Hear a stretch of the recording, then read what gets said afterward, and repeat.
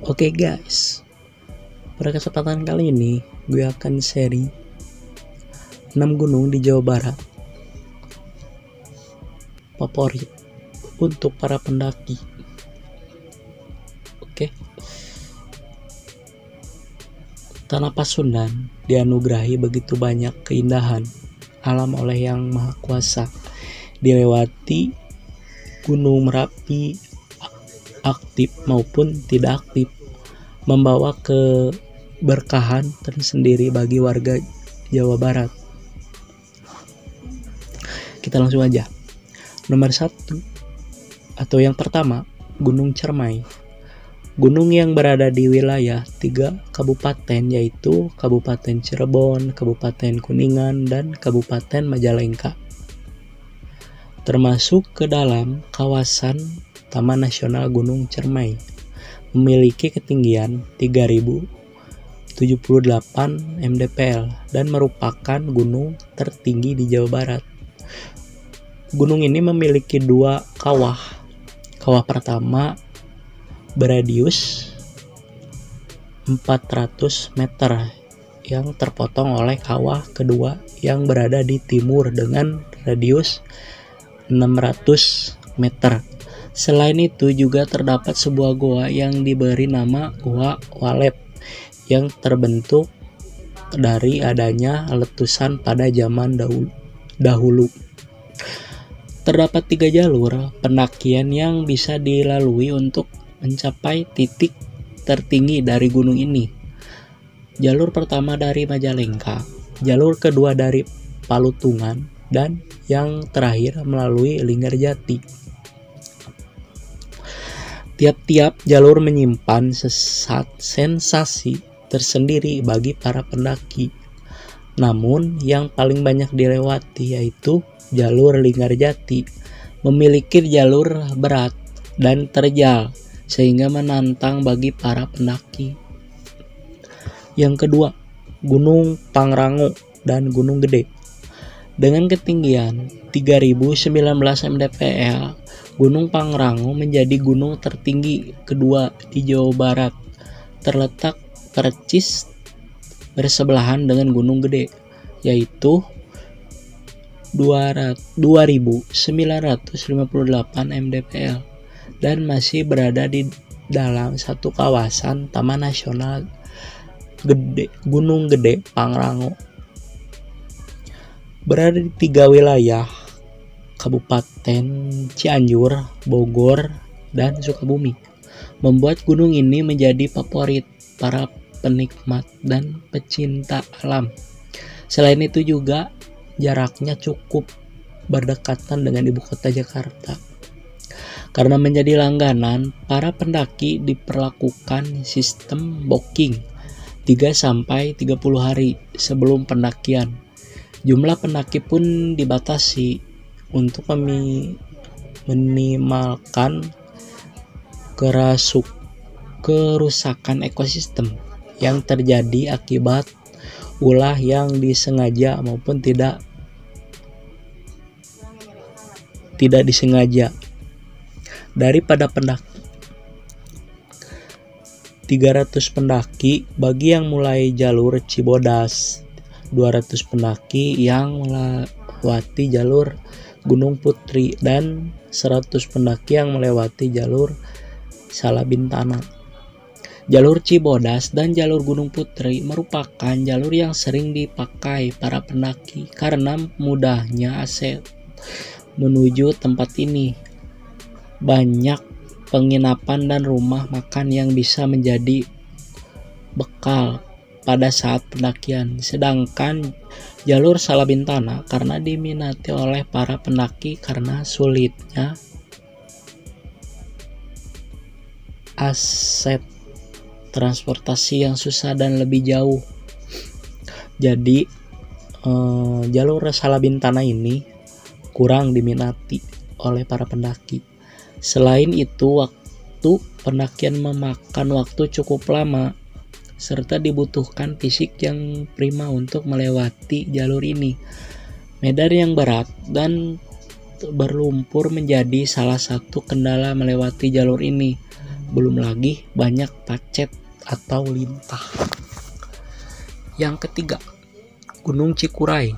Gunung yang terletak di Kabupaten Garut ini memiliki ketinggian 2.818 mdpl. Yang mencapai gunung ini dibutuhkan biaya yang tidak sedikit, walaupun jaraknya tidak terlalu jauh dari kota-kota besar. Tetapi terbatasnya transportasi yang bisa mengantarkan ke titik pendakian membuat biaya menjadi membengkak. Oleh karena itu, menyewa mobil atau menggunakan jasa ojek merupakan pilihan yang paling bijak.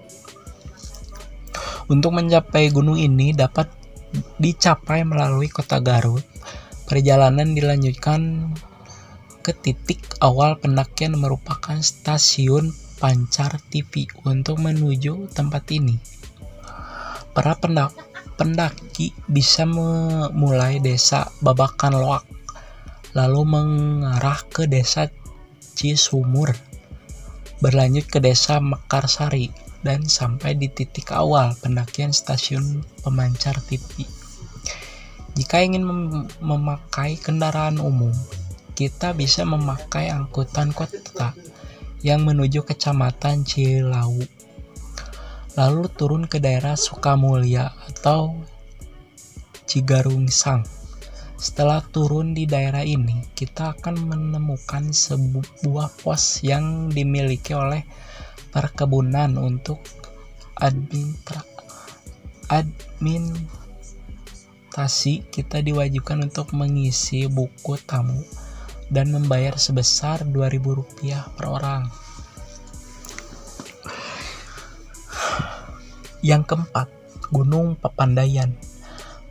Masih di Kabupaten Garut, Gunung Papandayan yang terletak di Kecamatan Cisarua dengan ketinggian 2.665 mdpl merupakan salah satu gunung terfavorit bagi kalangan pendaki. Gunung ini memiliki 4 buah kawah besar sebelum letusan yang terjadi pada tahun 2002. Setelah letusan terjadi, keempat kawah tersebut bergabung menjadi sebuah kawah yang cukup besar dan bisa kita lihat dari kejauhan. Jalur mencapai gunung ini tidak terlalu berat karena sudah ada jalan aspal yang mulus dari bawah hingga ke dekat kawah gunung. Bagi yang membawa kendaraan pribadi bisa memarkir kendaraannya di tempat parkir yang cukup luas dan bisa lanjut dengan berjalan kaki kurang lebih 5 menit. Bagi para pendaki gunung yang ingin melanjutkan dengan berjalan kaki, bisa melakukan trekking dari alun-alun Pondok Salada hingga ke puncak gunung hingga sampai ke puncak. Waktu yang ditempuh dengan trekking kurang lebih dari 6 jam lamanya. Untuk masuk ke kawasan ini hanya dikenai registrasi sebesar Rp35.000 saat ini. Gunung yang kelima, Gunung Patuha. Nama gunung yang satu ini mungkin kurang populer dibandingkan dengan Gunung Tangkuban Perahu, tapi apabila kita menyebut Kawah Putih, semua orang pasti mengetahuinya. Kawasan Kawah Putih merupakan sebuah kawah akibat dari letusan Gunung Patuha yang memiliki ketinggian 2.386 mdpl. Yang unik dari kawah ini adalah warnanya yang selalu berubah-ubah. Terkadang hijau apel, kebiru-biruan, terkadang warnanya berubah menjadi coklat susu. Tidak hanya itu, menjadi daya tarik dari tempat ini adalah dominasi warna putih pada pasir dan bebatuan. Jadi tidak heran tempat ini dinamakan Kawah Putih. Untuk menuju lokasi Danau Kawah Putih bisa ditempuh dengan menggunakan kendaraan pribadi dari arah Bandung. Setelah memarkirkan kendaraan ini